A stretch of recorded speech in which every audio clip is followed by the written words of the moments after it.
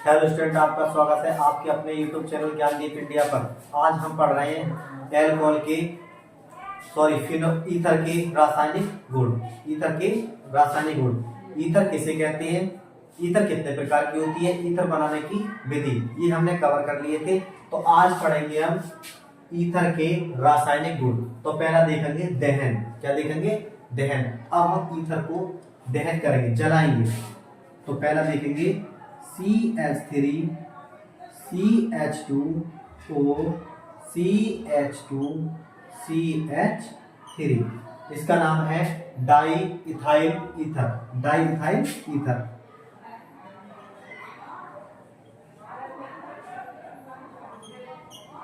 Reaction कराई हमने 6CO2 के साथ। 6CO2 के साथ क्या लिख देंगे? दहन।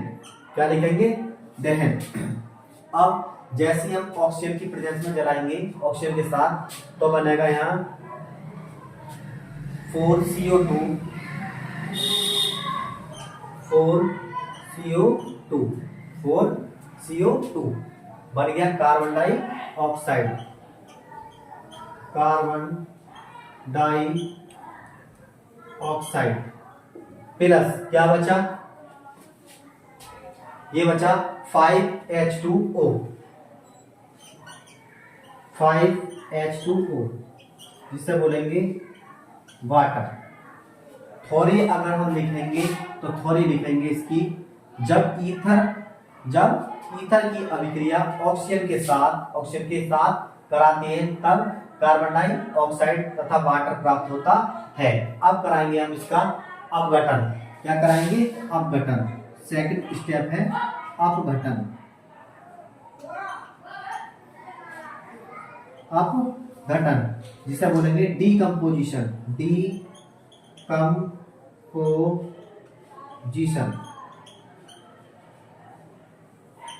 डीकंपोजिशन। ठीक है।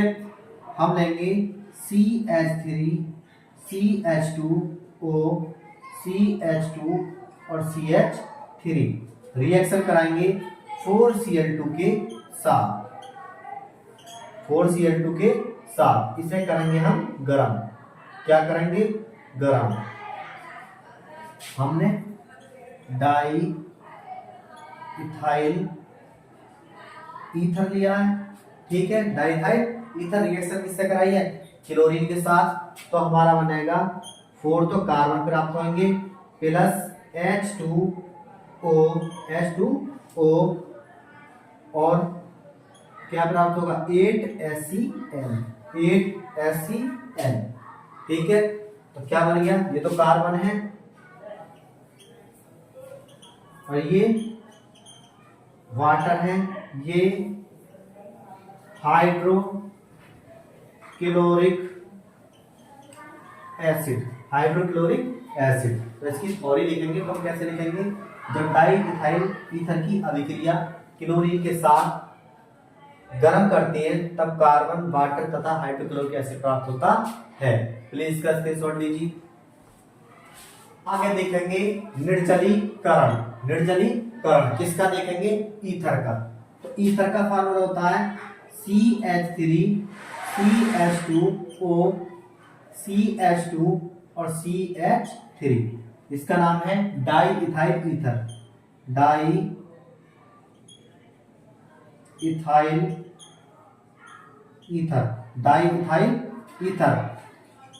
यहां पे लेंगे हम तप्त एल्यूमिना।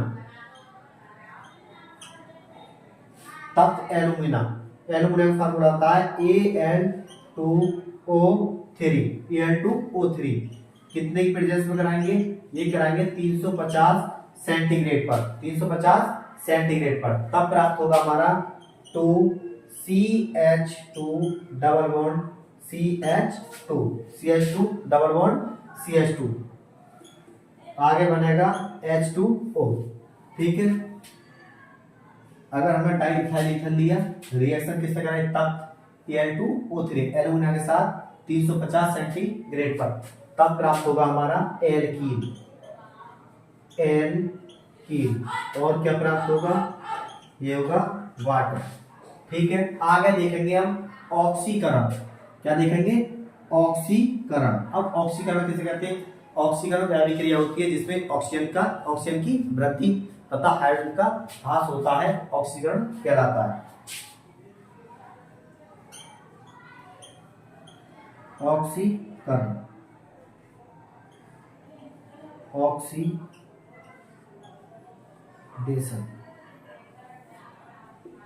किसका कराएंगे? डाइथाइल ईथर का ही कराएंगे, तो बनेगा CH2 sorry CH3 CH2O CH2 और CH3। क्या कराएंगे इसका? ऑक्सीडेशन। ऑक्सीडेशन किसकी प्रेजेंस में कराएंगे? ये कराएंगे ऑक्सीडाइज एजेंट की प्रेजेंस में। हम ले सकते हैं K2CR2O7 और H2SO4 की उपस्थिति में। यहां से कर देंगे माइनस के H2O।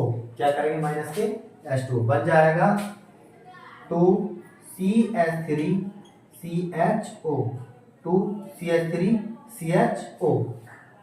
ओके, अब हम इसका दोबारा ऑक्सीडेशन करेंगे। क्या करेंगे?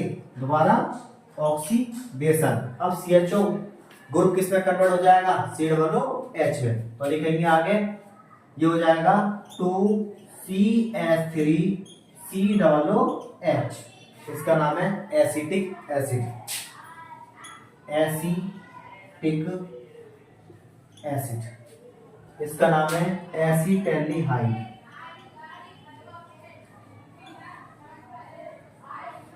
एसिटैल्डिहाइड, इसका नाम है डाई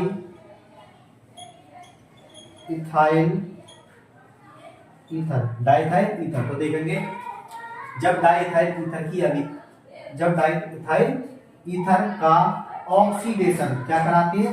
ऑक्सीडेशन, यहां ऑक्सीडेशन कराएंगे तो ऑक्सीडेशन K2CR2O7 या H2SO4 की प्रेजेंस में कराते हैं, तब एसिटैल्डिहाइड प्राप्त होता है, जिसका ऑक्सीडेशन दोबारा कराने पर ये एसिटिक एसिड प्राप्त होता है। प्लीज इसका स्क्रीनशॉट दीजिए। आगे देखेंगे ईथर के भौतिक गुण, जिसे बोलेंगे फिजिकल प्रॉपर्टीज ऑफ ईथर। तब हम इसके भौतिक गुण देखेंगे। तो पहला पॉइंट हमारा डाइइथाइल ईथर। डाइइथाइल ईथर एक रंगहीन मीठी गंध युक्त अतिबाष्पशील द्रव होता है। क्या होता है? द्रव माने लिक्विड होता है।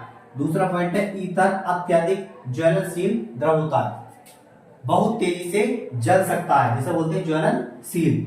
तीसरा पॉइंट है इसका उपयोग शल्य चिकित्सा के रूप में किया जाता है। जो हॉस्पिटल है वो हमारे किसका उपयोग किया जाता है? ईथर का उपयोग किया जाता है। अगला पॉइंट है 4, ईथर का क्वथनांक कितना होता है? 34.5 होता है। अगला पॉइंट है ईथर जल में अल्प मात्रा में विलय। अगर हम ईथर को जल में घोलेंगे तो वो कम मात्रा में विलय होगा, विलय माने घुलेगा, लेकिन कार्बनिक विलायकों में पूर्ण रूप से विलय होता है। ओके, हमारा ये चैप्टर फिनिश हुआ। आज के लिए इतना ही।